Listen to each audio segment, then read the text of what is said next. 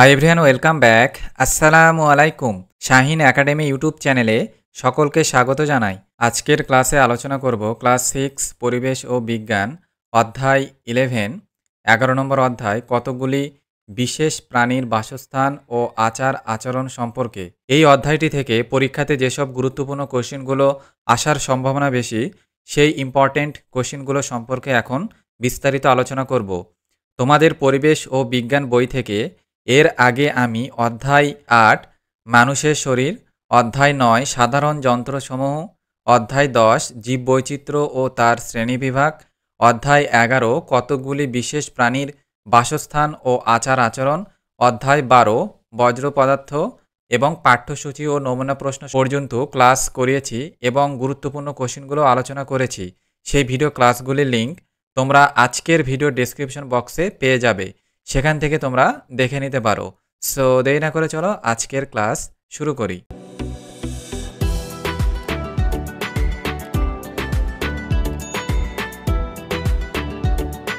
ষষ্ঠ শ্রেণী পরিবেশ ও বিজ্ঞান অধ্যায় 11 কতকগুলি বিশেষ প্রাণীর বাসস্থান ও আচার আচরণ। এর আগের ভিডিও এপিসোডে বইয়ের কোশ্চেনগুলো যে শখ ছিল সেই শখগুলো সম্পর্কে আলোচনা করেছি। এখন ভিডিও এপিসোড 2, এই দুয়ে কিছু গুরুত্বপূর্ণ কোশ্চেন যেগুলো পরীক্ষাতে আসার সম্ভাবনা বেশি সেই কোশ্চেনগুলো আলোচনা করছি। নিচের প্রশ্নগুলির উত্তর দাও। প্রশ্নের মান 1, 2, 3। ঠিক আছে, 1-এর মানেরও কোশ্চেন আছে এখানে, 2-এর মানেরও আছে, আবার 3-এর মানেরও কোশ্চেন আলোচনা করব। তো দেখো, 1 নম্বর, পিঁপড়ে কেমন জীব? পিঁপড়ে সমাজবদ্ধ জীব। 2 নম্বর কোশ্চেন, ঢিপি রূপে বাসা প্রস্তুত করে কোন প্রাণী? ঢিপি রূপে বাসা প্রস্তুত করে উই পোকা।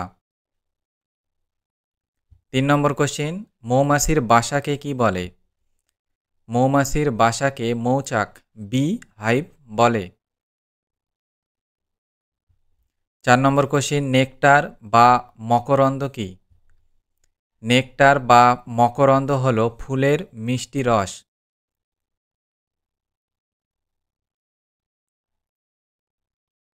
নেক্সট কোশ্চেন 5 নম্বর, তেলাপিয়া শিশুর জন্ম কোথায় হয়? মা মাছের মুখের ভেতরে থাকা থলির মধ্যে তেলাপিয়া শিশুর জন্ম হয়। 6 নম্বর কোশ্চেন, নিউরোটক্সি ভেনম কি? সাপের বিষ বা স্নায়ুতন্ত্রকে ধ্বংস বা নিষ্ক্রিয় করে, সেটিকেই বলা হয় নিউরোটক্সি ভেনম। 7 নম্বর কোশ্চেন, পশ্চিমবঙ্গের কোন অঞ্চল বাঘের জন্য বিখ্যাত? সুন্দরবন পশ্চিমবঙ্গের এই অঞ্চলটি বাঘের জন্য বিখ্যাত। সুন্দরবনের বাঘের নাম হলো রয়্যাল বেঙ্গল টাইগার। 8 নম্বর কোশ্চেন দেখো, বাঘেরা অল্প আলোতেও দেখতে পায় কেন? রেটিনায় ট্যাপেটাম লুসিডাম এর উপস্থিতি থাকার জন্য বাঘেরা অল্প আলোতেও দেখতে পায়। 9 নম্বর কোশ্চেন, তিমির শ্বাস অঙ্গ কি? তিমির শ্বাস অঙ্গের নাম হলো ফুসফুস। 10 নম্বর কোশ্চেন, তিমিরা কিভাবে নিজেদের মধ্যে যোগাযোগ রক্ষা করে? শব্দের মাধ্যমে তিমিরা নিজেদের মধ্যে যোগাযোগ রক্ষা করে। তারপরে দেখো নেক্সট কোশ্চেন 11 নম্বর, ফ্লিপার কি? জলে সাঁতার কাটার জন্য তিমি রূপান্তরিত অগ্রপথকে বলা হয় ফ্লিপার। 12 নম্বর কোশ্চেন, কোন মশা কামড়ালে আমাদের ডেঙ্গি জ্বর হতে পারে?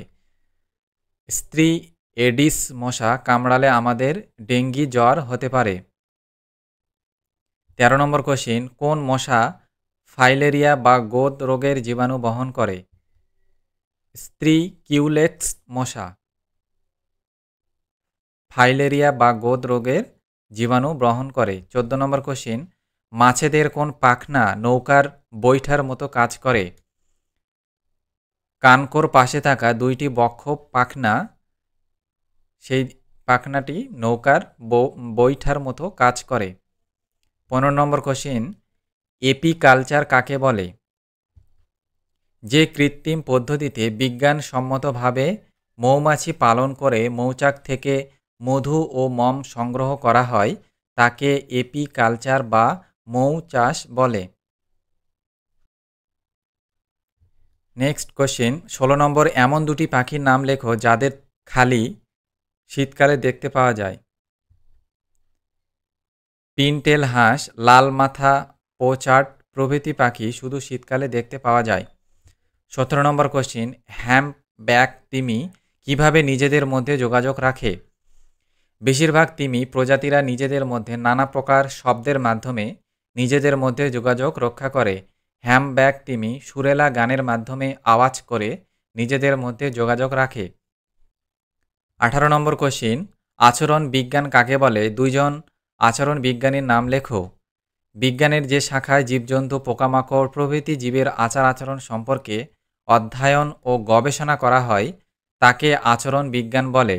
আচরণ বিজ্ঞান মনোবিদ্যা, মনোজীববিদ্যা এবং চেতনা বিজ্ঞান প্রভৃতির সমন্বয়ে গঠিত হয়। জীবজগতের প্রতিটি জীবের নিজস্ব ও পারস্পরিক আচরণ এই শাখাতে আলোচিত হয়। দুইজন আচরণ বিজ্ঞানী হলেন চার্লস ডারউইন ও জ আরিফেভা।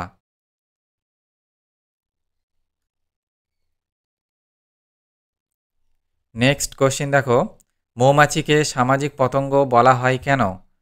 মৌমাছিরা একা একা থাকে না, একসঙ্গে সবাই মিলে একটি যৌথ পরিবারের মতো থাকে। একটি মৌচাকে কেবলমাত্র একটি পরিবার থাকে। পরিবারের অর্থাৎ মৌচাকের কেন্দ্রবিন্দু হলো রানী মৌমাছি। রানী ডিম পাড়ে এবং মৌচাকে থাকা শ্রমিক মৌমাছিরা রানীর সন্তান প্রতিপালন, মধু তৈরি, রানীর যত্ন, মৌচাকের সুরক্ষা প্রদান প্রভৃতি কাজ করে। পুরুষ মৌমাছি কেবলমাত্র প্রজননের অংশ নেয়। বিভিন্ন প্রকার মৌমাছি একসাথে অবস্থান করে এবং কাজ ভাগ করে নেয় বলে এদের সামাজিক পতঙ্গ বলে। ২০ নম্বর কোশ্চিন, শ্রমিক বা কর্মী মৌমাছি কাকে বলে? এদের কাজ কি? মৌচাকে যে সমস্ত বন্ধা স্ত্রী মৌমাছি থাকে, যারা মৌচাকের সমস্ত কাজ করে, তাদের শ্রমিক বা কর্মী মৌমাছি বলে। শ্রমিক মৌমাছির কাজ: ১ নম্বর, মৌচাক তৈরি করা এবং মৌচাক কখনো ক্ষতিগ্রস্ত হলে তা মেরামত করা। ২ নম্বর, ফুল থেকে নেকটার বা মিষ্টি রস সংগ্রহ করে তা থেকে মধু তৈরি করা। ৩ নম্বর, রানী মৌমাছির যত্ন করা। ৪ নম্বর, ডিম, লার্ভা ও পিউপাদের রক্ষণাবেক্ষণ করা, খাওয়ানো এবং তাদের বড় করে তোলা। ৫ নম্বর, শত্রুদের হাত থেকে বাসাকে রক্ষা করা। ৬ নম্বর, এছাড়াও মৌমাছিরা যখন ফুলে ফুলে রস খাওয়ার জন্য বসে, তখন এক গাছের ফুলের পরাগ একই জাতের অন্য ফুলে বয়ে নিয়ে গিয়ে পরাগ মিলনে সাহায্য করে।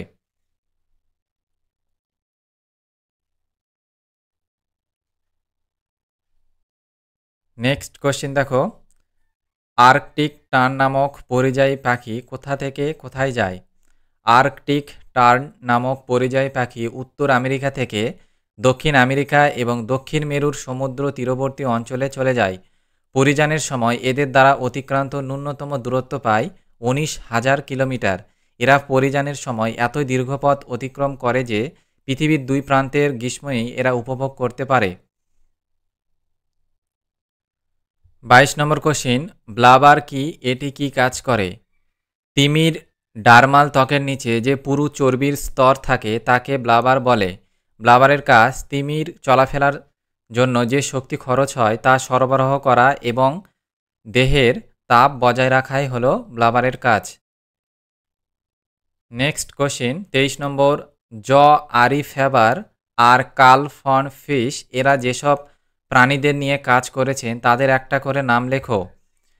আচরণ বিজ্ঞানী জ আরিফেভা পোকামাকড়ের আচরণ, বিশেষত শুঁয়োপোকাদের একগুঁয়ে স্বভাব নিয়ে গবেষণা করেছেন এবং বিজ্ঞানী কার্ল ফন ফিশ মৌমাছির নাচের ভাষা আবিষ্কার করে নোবেল পুরস্কার পেয়েছেন। নেক্সট কোশ্চিন ২৪ নম্বর, অ্যানোফিলিস, কিউলেক্স ও এডিস মশার মধ্যে পার্থক্যগুলি লেখো। অ্যানোফিলিস মশার ১ নম্বর, পূর্ণাঙ্গ মশা আকারে ছোট হয়। কিউলেক্স মশা আকারে বড় হয়। এডিস মশা মোটা হয় এবং আকারে খুব ছোট হয়। অ্যানোফিলিস মশায় ডানায় সাদা কালো দাগ থাকে। কিউলেক্স মশার কোনো দাগ থাকে না। এডিস মশার এদের ডানায় দাগ থাকে না, তবে উদরে সাদা কালো দাগ থাকে। অ্যানোফিলিস মশার সৃষ্ট রোগ হলো ম্যালেরিয়া।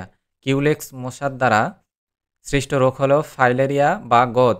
আর এডিস মশার দ্বারা সৃষ্ট রোগ হলো ডেঙ্গি, পিত জ্বর।